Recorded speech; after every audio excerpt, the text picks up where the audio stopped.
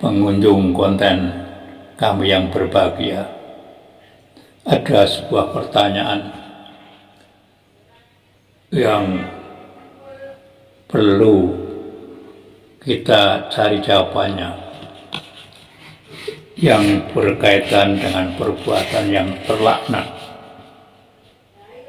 terkait dengan seorang warga negara dalam berbangsa dan bernegara.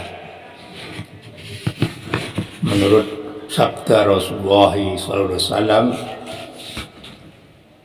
hal-hal tersebut saya sampaikan sebagai berikut. Satu adalah seorang yang melindungi penjahat,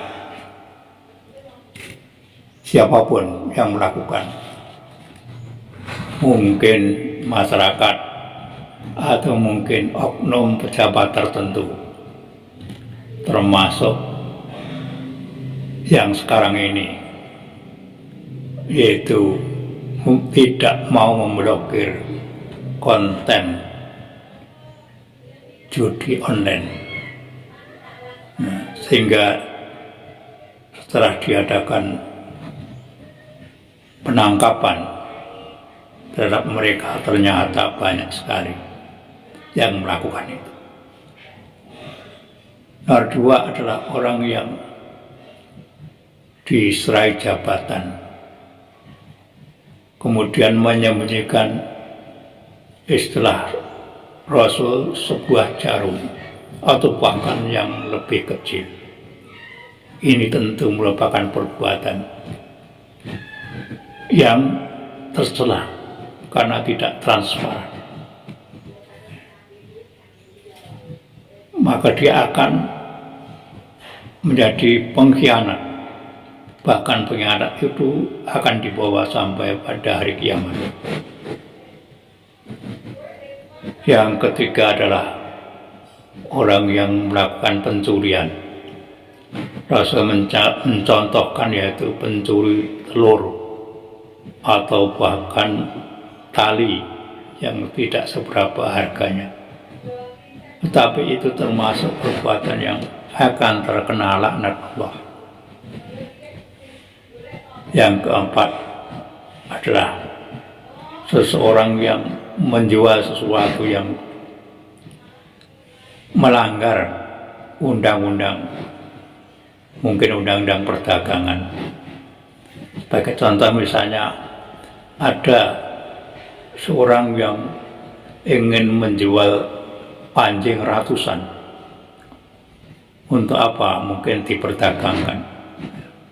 Nah, ternyata berhasil ditangkap pelakunya dan barang buktinya. Itu terlaknat. Kemudian yang kelima adalah orang yang menimbun. Banyak sekali kasus-kasus penimbunan, bermacam-macam yang ditimbun. Bisa solar, bisa apa saja yang dibutuhkan oleh masyarakat. Tetapi dia menimbun ketika masyarakat sangat membutuhkan. Nah, ini adalah perbuatan tercela.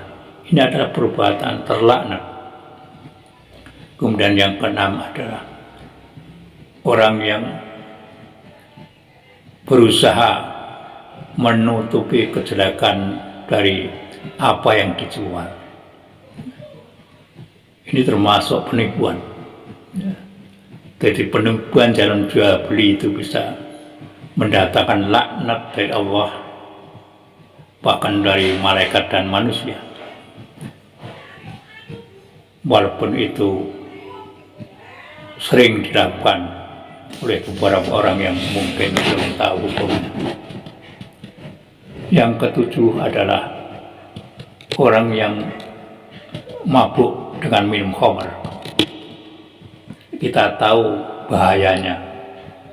Bisa saja nanti dia akan membunuh seseorang, bahkan mungkin ya keluarga terdekatnya, dengan terlebih dahulu minum khamr.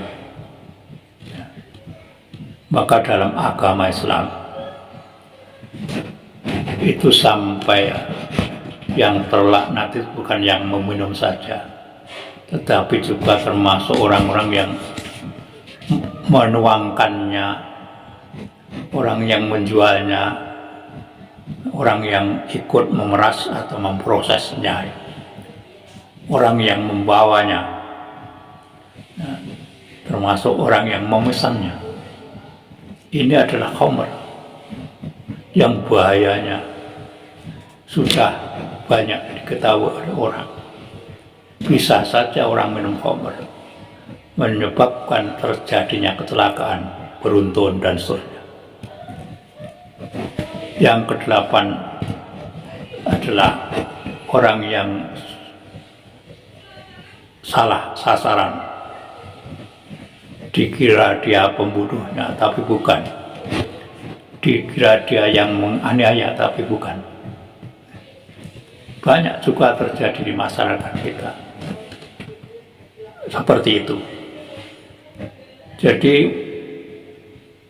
dikira dia pelakunya, ternyata bukan, sampai masuk ke pengadilan. Nah, ini ada perbuatan yang terlaknat juga. Kemudian yang kesembilan adalah orang yang menyiksa manusia, yang tidak tahu apakah dia benar atau salah, atau dia benar tapi disiksa. Antara majikan dan mungkin kalau zaman Nabi budaknya, ya, majikan dan pembantunya, dan seterusnya. Bisa terjadi itu, menyiksa manusia. Ada kasus orang menyiram dengan air keras di tengah jalan ramai, tidak tahu apa kesalahannya, tapi itu terjadi.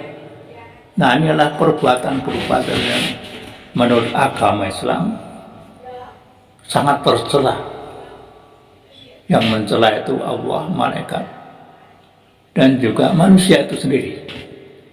Nah, makanya kalau dalam sebuah negara, dalam suatu bangsa, warga negaranya bisa menghindari hal-hal tadi, bisa menjauhkan hal-hal tadi, maka itu termasuk perbuatan ikut bela negara.